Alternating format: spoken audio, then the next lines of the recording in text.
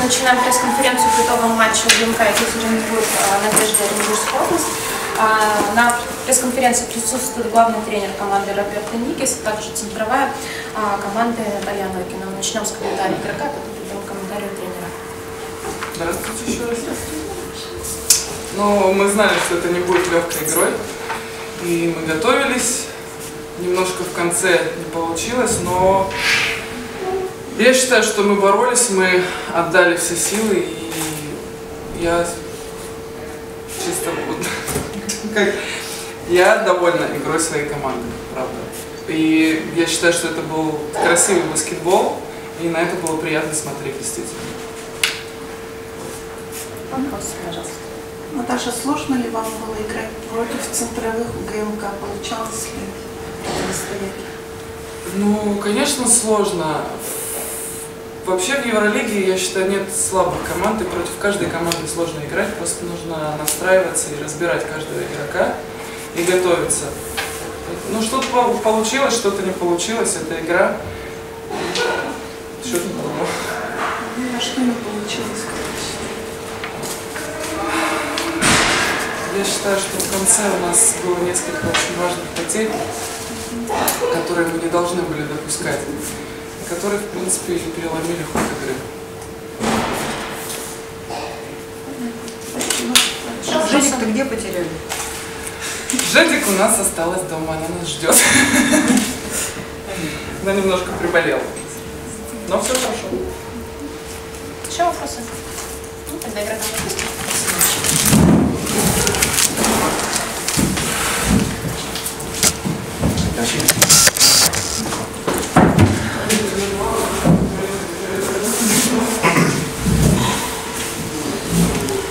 Just a short summary.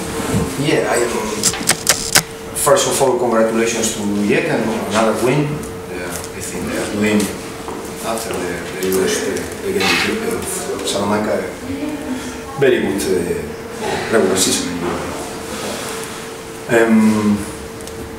About my team, I'm very happy today. Really, very happy. I think we fight, we don't give up. We have the second place in the group, and this is a big success for us. But we don't come here only, to play one game without fight. So I think we talk about the game.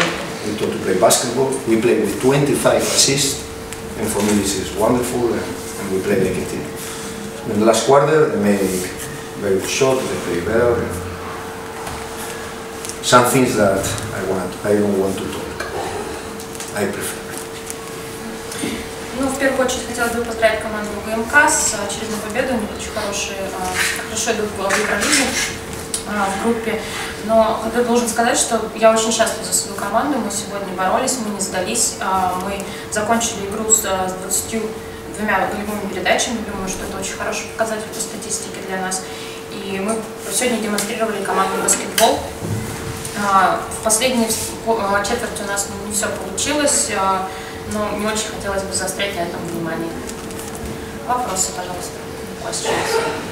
Роберто, почему, когда отставание вашей команды и УГМК составило 10 очков, игроки начали торопиться, и это начало приводить к потерям?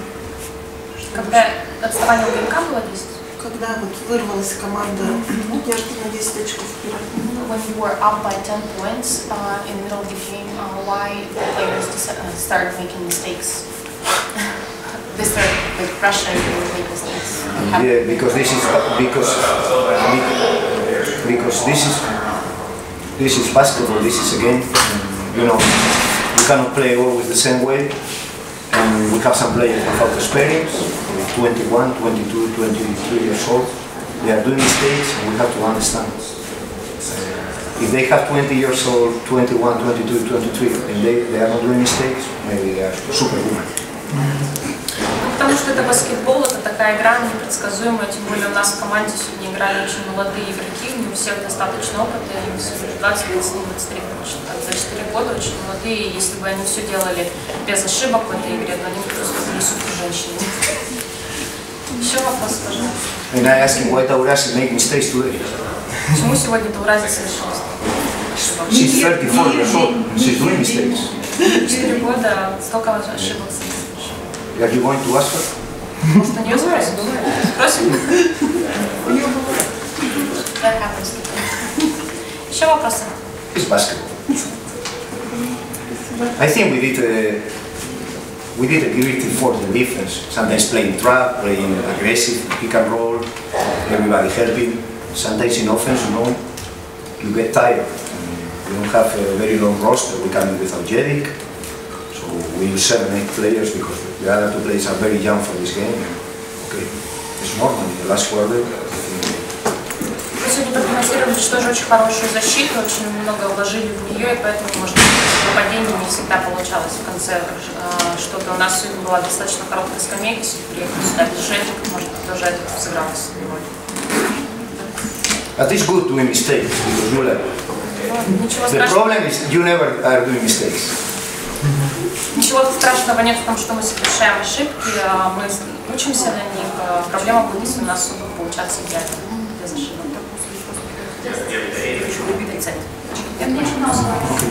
Thank you. Главный тренер Олафа Ланге. Пожалуйста, вопросы Бриттни Грайнер. Сегодня начнем с вопроса. Нет. Ничего не скажут, прямо вот, прямо с баса. Да. Пожалуйста. Бриттни, добрый вечер. Как вы считаете, центровые Надежды справились с вами? Britney, how do you think did their post players did good job in it? Did they get To start the game off, I think they did a good job on just being physical and kind of clogging it up, and yeah, just honestly just being physical, and they got the calls on their side at first, so credit to their post players. I think they ran the floor well, and they did what they needed to do. В начале игры они очень особенно хорошо играли, они очень хорошо передвигались сегодня по площадке, и я хочу им отдать должное, они делали то, что они должны были делать сегодня, поэтому они сыграли довольно хорошо. Есть еще пожалуйста? Бриттни, играя в студенческом баскетболе, вы очень часто использовали слэм-данк. Когда болельщики ДИВСа увидят это в игре? When you played in competition, you were slam dunk. You did slam dunk a lot. When can we see it here in ДИВС? I'm not that old, but in college I was really young, a little bit slimmer. In college I focused more on playing, like, kind of showing off a little bit more, I guess, dunking. Now I'm more just thinking about getting the 2 points and winning the game a little bit more. That's very good. Я и сейчас не старая, но в колледже я была помоложе, я была немножко другой комплекции. Сейчас немножко изменилось мое отношение к игре. Я больше думаю не о том, как бы выглядеть покрасивее на площадке, как бы забить сверху. Я думаю больше о том, как бы добыть 2 очка и помочь своей команде выиграть. Есть еще вопросы? Если вопросов нет, мы тогда отпустим Бриттни. Bye-bye.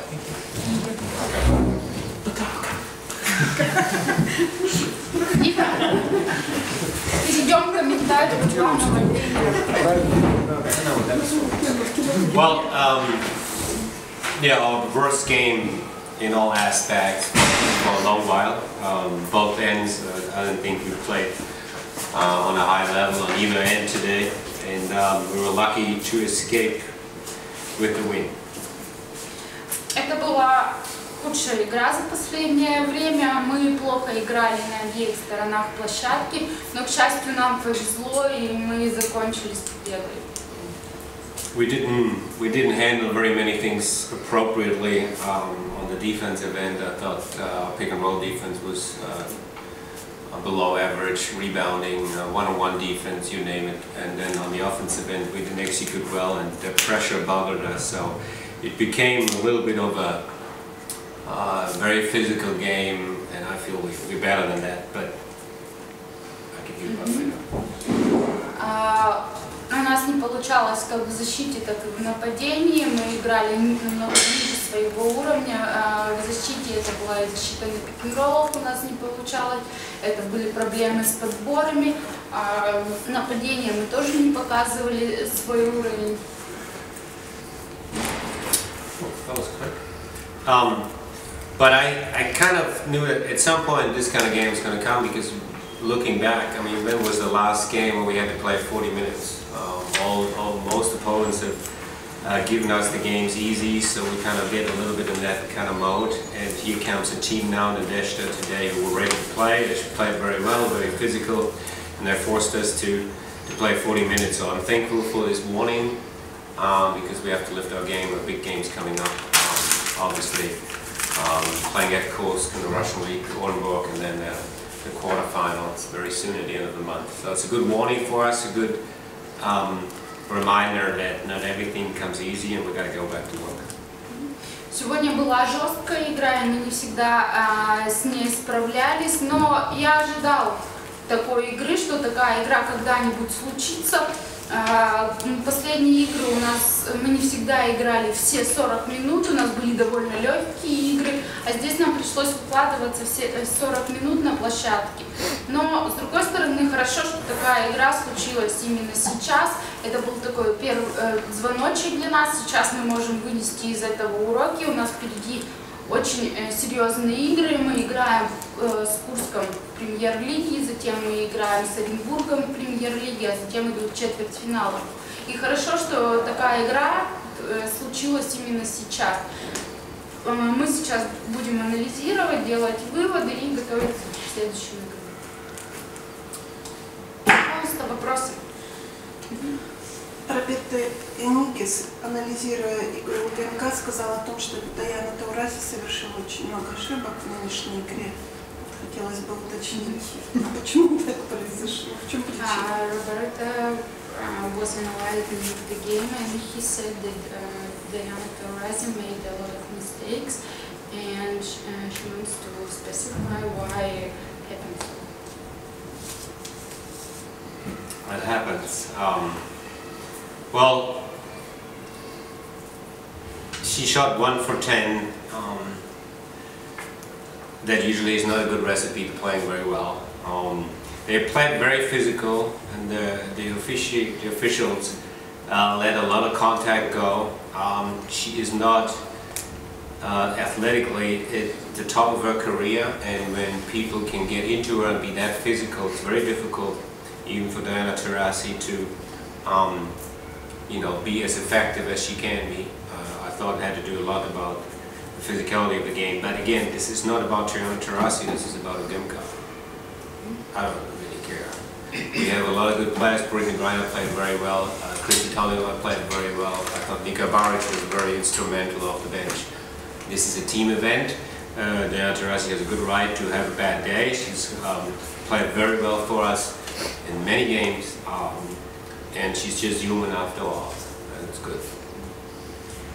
Такое иногда случается. Сегодня была очень физически жесткая игра, и судьи позволяли очень много контакта. Она забила 1 из 10 бросков. Такое случается. Но сегодня мы не говорим не о Даяне Таурази на паркете, а об УГМК на паркете. У нас довольно много хороших игроков. Сегодня великолепно сыграла Бриттни Грайнер, сегодня хорошо сыграла Кристи Толивер, великолепно вышла со скамейки Ника Барич. И меня больше интересует командная игра, чем игра конкретного человека. Даяна Таурази провела много великолепных игр за УГМК, и у нее есть право иногда проводить игру. Лишь бы не в самый ответственный момент.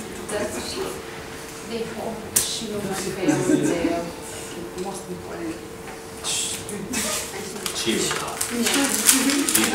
always ready when it counts the most. Она всегда наготове, когда приходит самый ответственный. If not, I can give you the video of the Nadejda final last year. Если хотите, он вам подарит видео игры Надежды против нас в финале.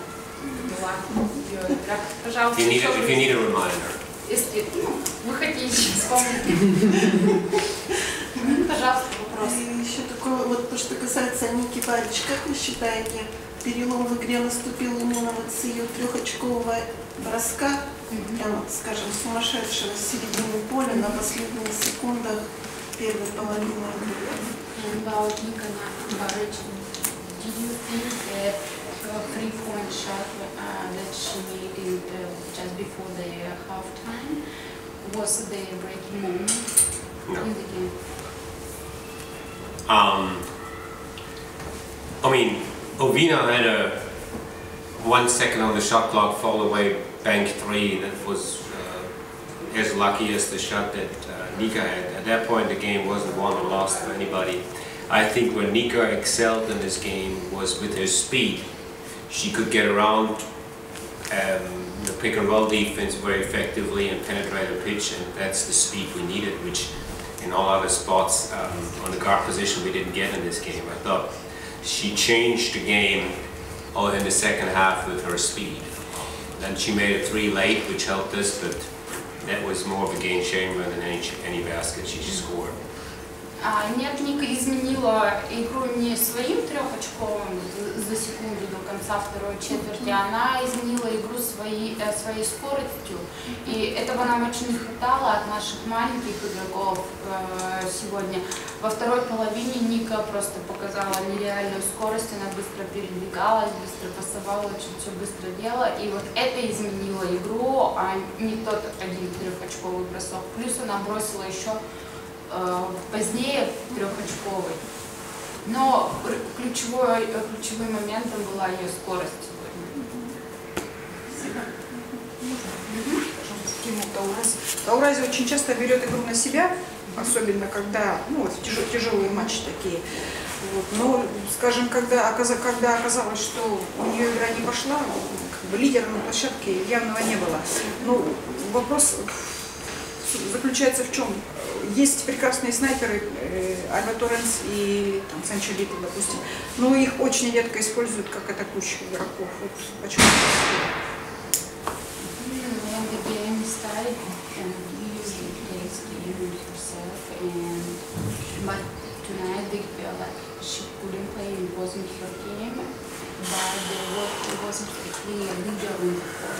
We have good shooters like Sancho Little, Albert Torrens. Why didn't they get a chance to shoot and to get the goals? They are not usually used as shooters. I'm not sure I understand the question.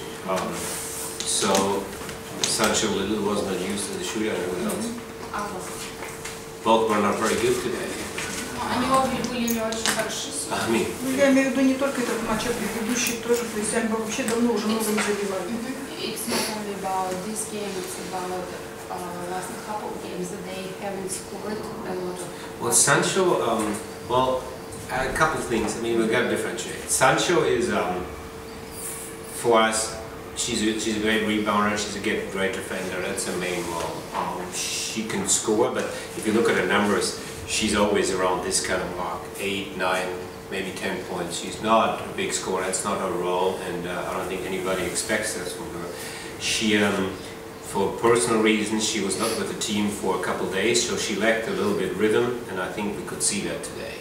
But we still used her at the end of the game defensively. I don't know if you noticed, she went in and out with Emma, and we used her on the defensive end. But her role is not to score.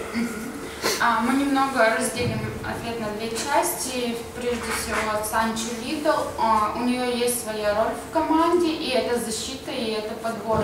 От нее никто не ожидает большого количества забитых мячей. Если вы посмотрите на статистику, то обычно она вот в районе каких-то цифр 8, 9, 10. Но и еще здесь такой момент, что Санчо отсутствовала несколько дней в команде по личным причинам, и поэтому она вот так выглядела сегодня. Но в конце игры мы ее использовали на защите. Вы могли видеть, что мы ее часто меняем с Эммой Мессимо. Ее основной ролью была защита. Здесь она не используется только для атаки. Защита и как главные функции. And Alba, I disagree with Alba. I think Alba has played very well this year. Her role is different. We have so many, if you look at our roster, we will notice that we have a lot of good players. Her role is also together with Nika Baric to come off the bench and change the rhythm of the game. We're actually going faster when we go off the bench, come off the bench. This is Alba and Nika's role. Both could start a lot the way they've been playing. Okay. She had not a good game today, but she's played pretty well until this point. But this is called sacrifice. This is what players have to do at УГМК. Sacrifice certain parts of their game so we can play as good as we have. Немного не согласен с Альбой Торренс. Она проводит хороший сезон в УГМК, но опять же у нее есть своя роль. И ее роль это выйти со скамейки и изменить скорость игры. Так же как Ника, она может выйти в стартовом составе, но у них у обеих свои роли в команде, поэтому она выходит со скамейки. Да, она сегодня не показала свою игру, но тем не менее, в такой команде, как у УГМК, кто-то должен чем-то жертвовать. И не все могут делать то, что они умеют, и то, что хотят. У каждого есть своя роль. И это касается всех игроков, не только тех, которых мы называем. Пожалуйста, еще есть вопросы? Спасибо. Поздравляем с победой.